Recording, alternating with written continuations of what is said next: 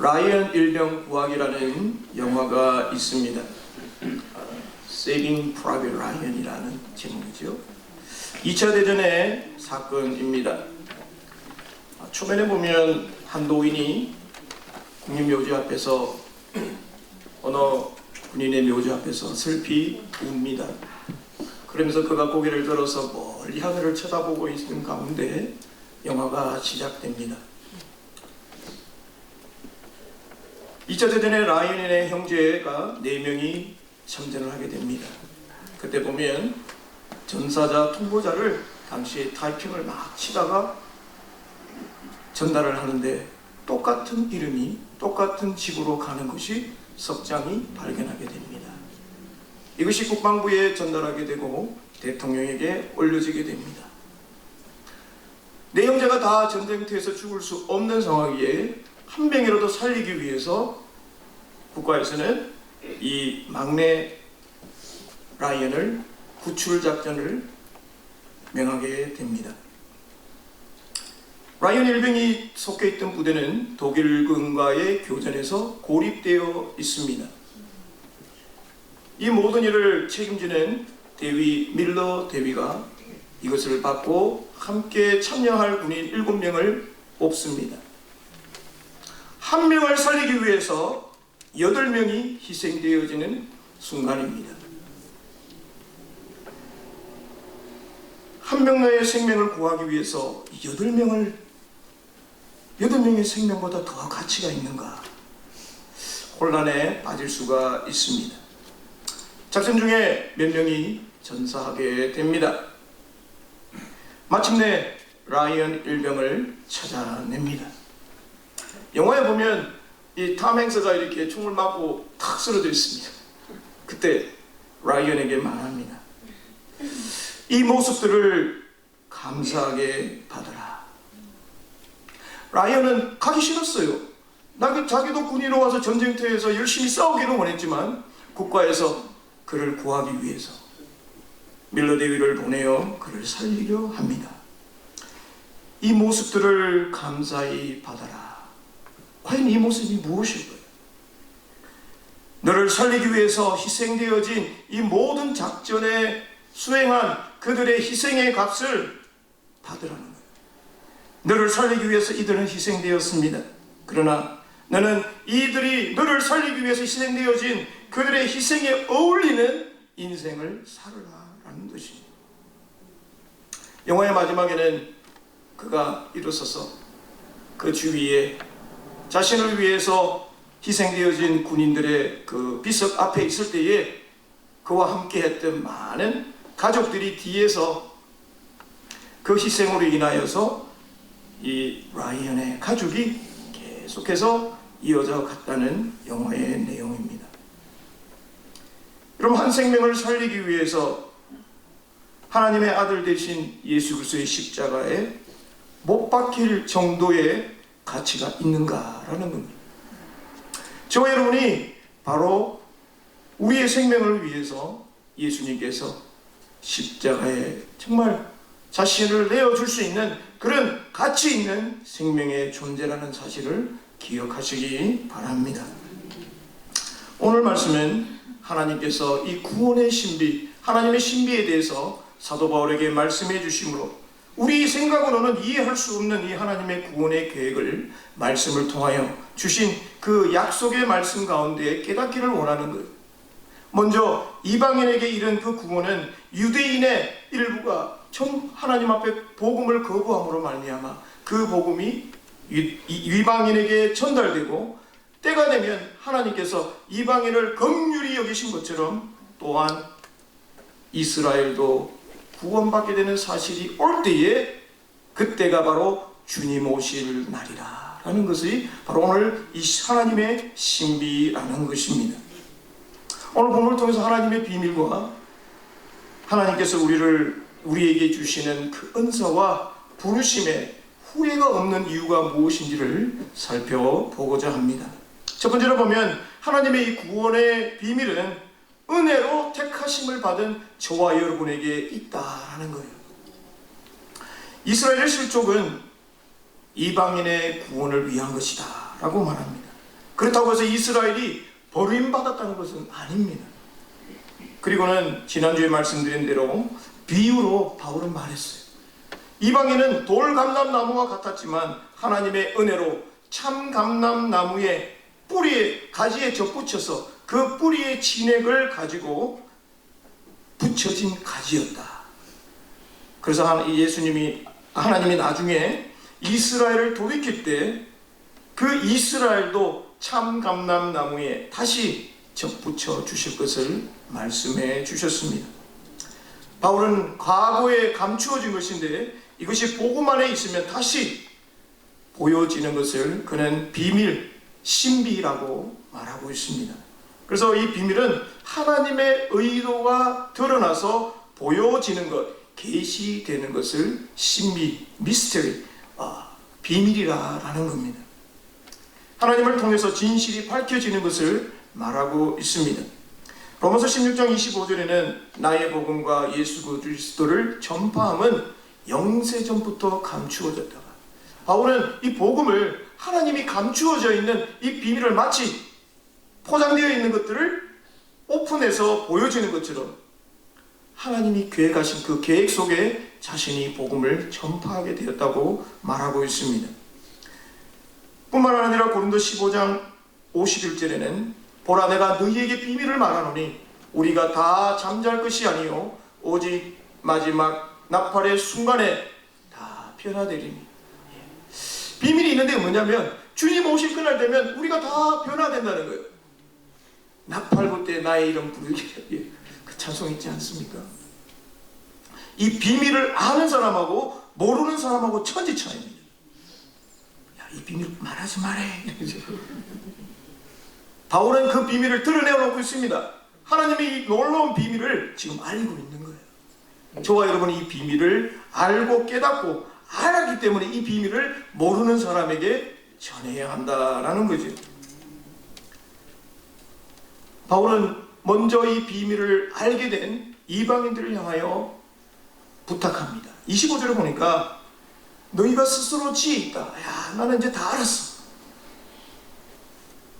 그것에 만족하지 말고 교만하지 말고 하나님의 이 신비는 이방인뿐만 아니라 이스라엘 백성들이 돌아올 때까지 이방인의 충만한 수가 다 할 때까지 하나님은 참고 기다리시고 있다라는 사실을 그들에게 말하며 정말 너희가 하나님의 구원의 은혜로 받은 것에 대하여서 감사함으로 순종함으로 받지 자고하거나 교만하지 말라라는 겁니다. 이 첫 번째 신비가 뭐냐면 이스라엘의 덜어는 우둔하게 된 것이다. 이스라엘의 일부분이 완악하여진 것이다. 그래서 일정한 기간 동안에 이런 일이 있다라는 거예요.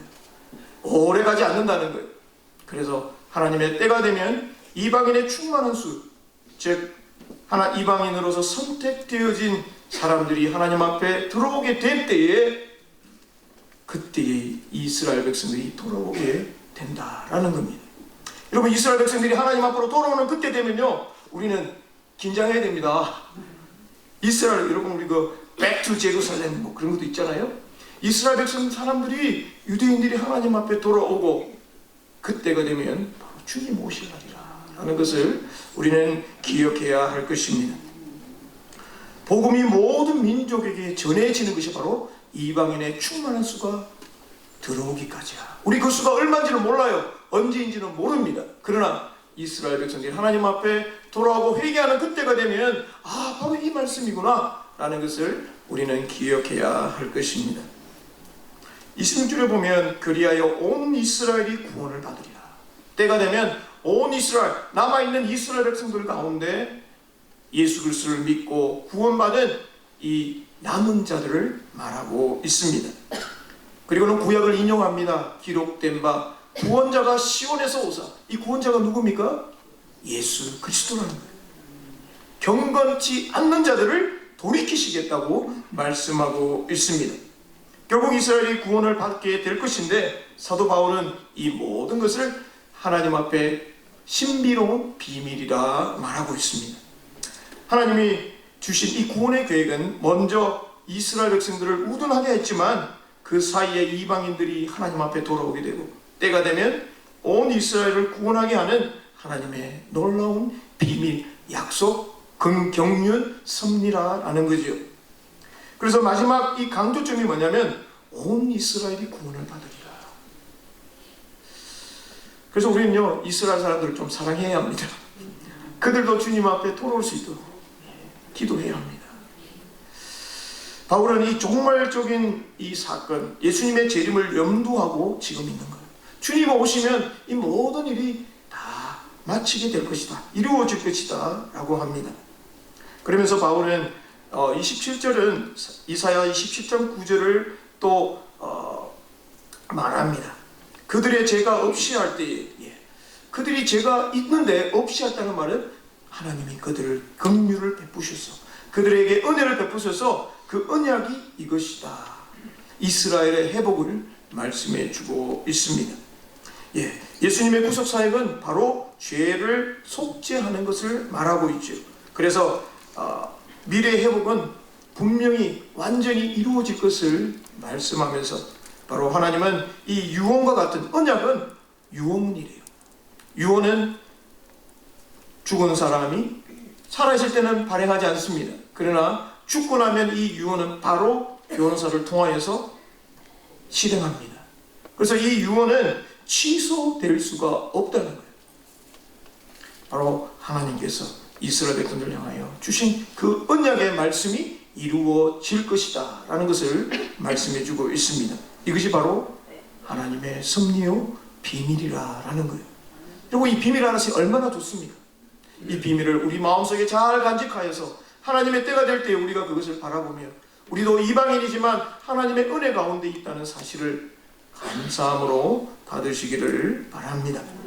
이 비밀은 또한 하나님의 은사와 이 부르심에는 후회함이 없다고 두 번째로 말합니다.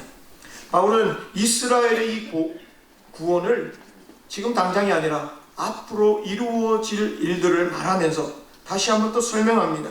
여러분, 이스라엘 백성들이 얼마나 독특한 민족이 아닐 수 없습니다. 여러분, 사실 이 성경 이거 하나님의 이야기지만 그 배경 속에는 이스라엘 민족들을 사용하고 계세요. 이스라엘 백성들이 얼마나 독특합니까? 하나님 앞에 사랑받은 백성이고요, 또 하나님 앞에 미움을 받은 백성입니다. 하나님이 어떨 때는 막 매몰차게 멸망시켜 버립니다. 사랑한다고 해놓고는 돌아서서 이방 민족에게 왕창 예루살렘이 함락되고 포로로 잡혀가고 심지어 왕의 눈이 뽑혀버리는 그러한 참혹한 일들이 이스라엘의 역사 속에 함께하고 있습니다. 여러분, 이 하나님이 이스라엘 백성들을 사랑하지 않았을까요? 대답이 없어요. 하나님이 이스라엘 백성들을 얼마나 사랑했는지 모릅니다. 사랑하셔서 저기 이라크에 있는 우르 땅에 아브라함을 부르지 않습니까? 큰 민족을 부른 것이 아니라 바다 건너온 이 히브리 민족을 하나님은 그들을 선택하죠. 70여 명의 그 사람들이 애굽에 와가지고요, 400년 지나니까 이 사람들이 너무너무 확 불어나 버렸습니다. 종되었던 그들을 하나님은 약속의 말씀에 의하여서 그들을 해방시켜 주시고, 그들이 일구지 않았던, 돈 주고 사지 않았던 그 땅을 하나님은 뿌리로 가나안 땅을 주셨지 않습니까? 그뿐만 아닙니다. 하나님은 모든 것을 제공해 주시는 분이세요. 하나님의 말씀대로 거하면 내가 풍성한 수천 대까지 복을 받겠다고 하신 분이 하나님이에요. 근데 조금 잘못하면 3차례만, 요까지만 하나님이 한다 했잖아요. 여러분, 1000이 났습니까? 3개가 4개가 났어요. 1000이 났죠. 하나님이 이처럼 사랑하셨는데도 불구하고 그들은 주님이 없다, 저는 이렇게 생각합니다. 주님이 있는데 안 믿는 거는 없다고 생각하기 때문에 안 믿는 거예요. 만약에 주님이 내 눈앞에서 눈을 뜨고 탁 쳐다보고 있으면 우리 하겠습니까? 아니잖아요. 잠시 눈을 싹 감고 주님이 없다 생각하니까 이스라엘 백성들을 하나님이 얼마나 사랑하셨어요. 여러분, 사랑하는 자에게 여러분 아이가 잘못하면 어떡합니까? 맹매하죠. 맹매해서라도 돌아서기를 원하는 게 부모의 마음이에요. 악한 길로 가고 나쁜 길로 가고 있는데 여러분 잘 가래, 잘 가라, 그 빠져 죽을 줄도 모르는데 가라고 말하는 부모는 그건 부모가 아니에요. 모가지를 잡아가지고도 끌고 와야 돼. 악한 길로 가면 가지 못하게 잡아와야 됩니다. 하나님이 이스라엘 백성들을 너무너무 사랑하셔서 그들을 회개할 수 있는 기회를 얼마나 주셨는지 모릅니다. 선지자들을 보냅니다. 오히려 선지자들을 때려요. 선지자는 웁니다. 예레미야 선지자는요 정말 얻어맞아요. 감옥에 갇힙니다. 복음 전하다가 죽습니다. 다칩니다. 그래도 안 되니까 하나님은 그의 아들을 보내십니다. 예수님의 공생애 때는 많이 따라옵니다. 사람을 낫게 하고 기적을 베푸니까 다 따라옵니다. 그러나 예수님이 십자가에 잡히시기 전에, 그것도 이스라엘 종교 지도자에게 잡혀갈 때는 어느 누구도 주님을 위해서 변론하는 사람이 아무도 없습니다. 빌라도의 법정에서 저분이 나를 위해서 얼마나 좋은 일을 하신 분인지 모릅니다. 어느 누구도 주님 앞에 변론하고 있는 변호사도 없어요. 오히려 빌라도가 이분은 죄가 없는 사람이에요, 그렇게 하니까 어떻습니까? 이스라엘 무리들이 오히려 십자가에 못 박으라고 소리칩니다. 빌라도는 손을 씻습니다. 그러나 이 빌라도가 한 것은요 잘못 판정한 거예요. 그래서 우리 사도신경에 날마다 이름 나오는 사람이 누구예요? 본디오 빌라도. 하나님의 사랑이 예수를 통해 주셨지만 여전히 이스라엘 민족은 그 하나님의 사랑을 무시해버리고 그 사랑을 오히려 십자가에 못 박게 하는 악한 일을 하게 됩니다. 여러분, 이 정도 되면 제가 하나님이면 아이고 이제 사랑 그만할래요 그냥. 그러나 하나님은 그렇지 않습니다. 하나님이 우리에게 베푸신 그 은사가 무엇인가요?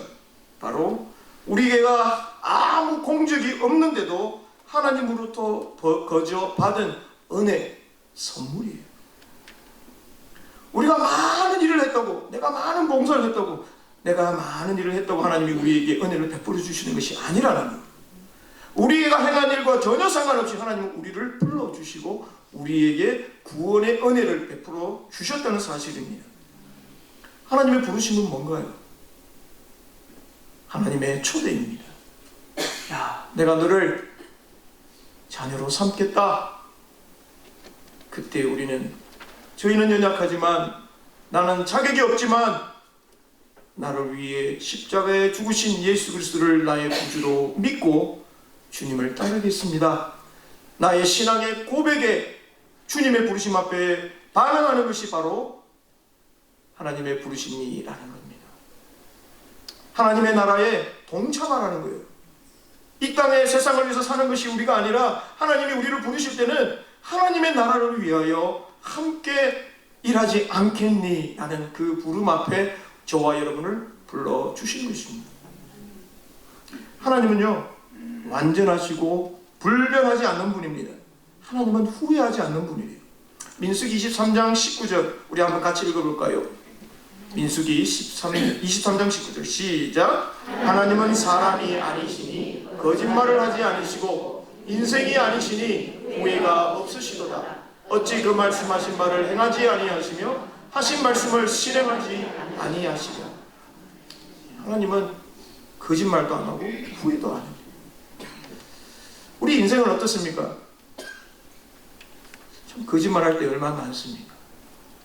뻔뻔하게 거짓말합니다. 잘못해놓고도요 양심선언도 안 해요. 있는 있는 그대로 말하지 않고 변질되어지는 것들이 얼마나 이 세상에 많습니까? 여러분, 아하고 어가 들어가면 다릅니다. 아버지 방에 들어가십니다 이랬는데 아버지 가방에 들어가십니다 이래. 말이 뭐에다 어떻게 하는데 달라지는 거예요. 그러나 하나님은 약속을 분명하게 지키시는 분이라는 것을 여러분 오늘 기억하시기 바랍니다. 이스라엘 백성들이 전에는 하나님께 순종하지 않았어요. 그러나 하나님이 순종하지 않음으로 말미암아 오히려 이방인들이 긍휼을 입습니다. 또한 때가 되면 하나님이 이스라엘 백성들에게도 긍휼을 얻게 하신다고 30장 31절에 말합니다. 이것을 보면 오늘 11장의 말씀을 통틀어 보면요, 먼저 하나님은 유대인을 선택하셨어요. 그러나 그들이 하나님 앞에 실족함으로 말미암아 그 복음이 이방인들에게 그리고 때가 되면 유대인들에게 주시는 하나님의 구속 사역을 말씀해 주고 있습니다. 여러분, 우리도 이전에는요 하나님께 불순종하던 자였어요. 주님을 몰랐을 때는 우리도 주님 앞에 불순종했던 자였습니다. 그러나 하나님의 사랑이 우리를 강건하여 붙잡아 주셔서 우리를 주님의 자녀로 삼아 주신 줄 믿습니다. 32절에 보면은 모든 사람에게 긍휼을 베풀려 함이라. 이 모든 사람은 바로 유대인과 이방인 모두를 포함합니다. 어느 한쪽도 하나님의 은혜가 아니로고서는 구원을 이룰 수 없다는 사실입니다. 사랑하는 성도 여러분, 하나님은 후회가 없으세요. 우리를 불러놓고는 야, 내가 괜히 불렀다 돌아가라 그러지 않습니다. 우리가 하나님 불렀어요 그래놓고는 감사합니다 놓고는 우리가 되돌았을 때 우리가 돌았을 때가 얼마나 많습니까? 그래도 우리 주님 어떻게 하시죠? 돌아오라고 손벌려 기다립니다. 하나님은 너 왜 왔니? 이렇게 안 물어요. 우리의 잘못을 묻지 않는다니까. 니 갈 때는 언제고 왜 왔니? 이렇게. 잘 왔다. 잘 왔다.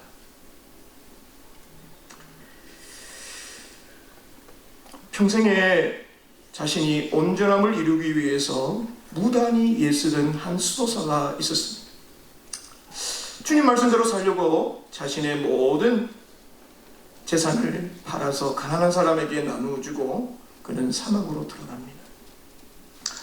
주님만 바라보려고 평생을 그에게 사막에 살다가 이제 죽음을 앞두고 천국에 가게 되었습니다.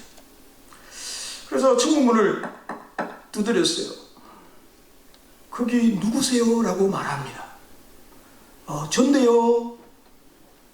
그러니까 안에서 이런 말합니다. 여기는 둘이 있을 자리가 없습니다. 돌아가세요.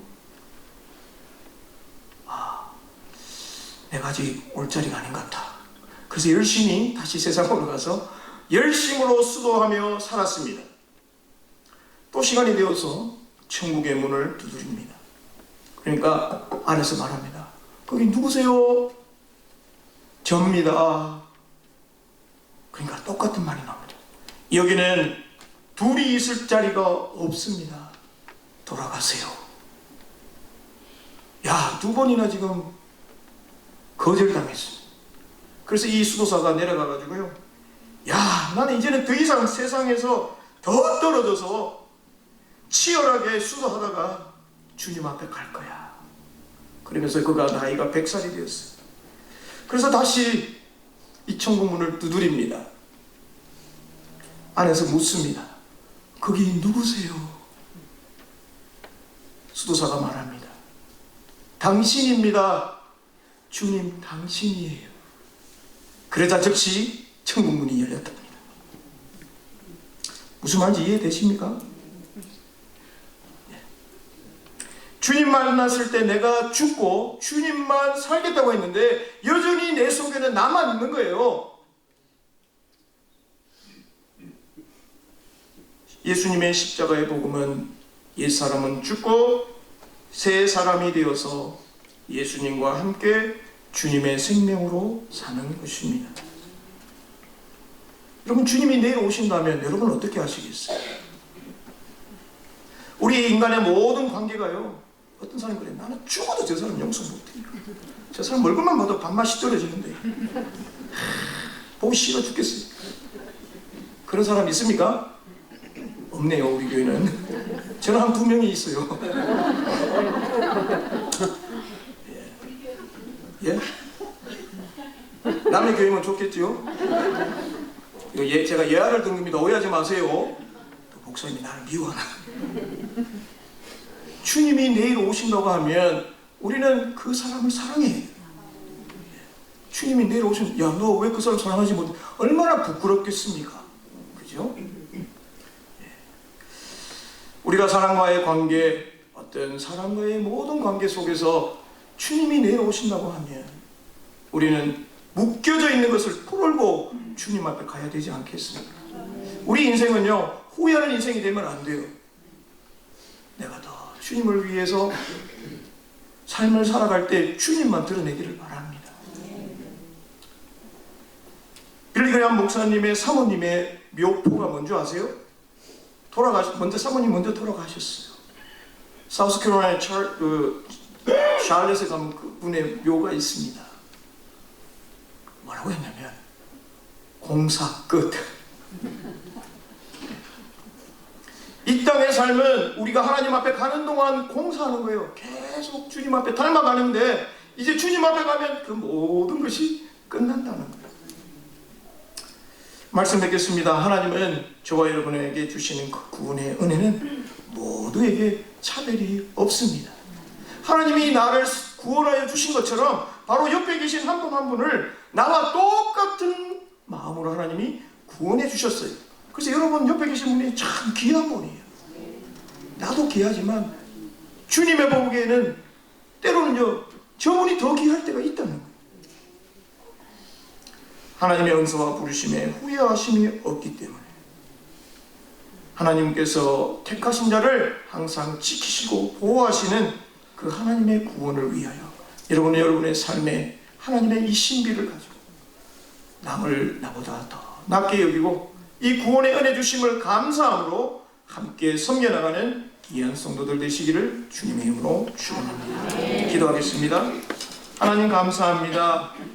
우리가 무엇이간데 당신의 아들 예수 그리스도를 통하여 우리에게 정말 예수님을 십자가에 드릴 만큼 우리의 생명에 가치가 있는지 그 가치에 삶을 살아갈 수 있도록 우리에게도 은혜를 베풀어 주옵소서.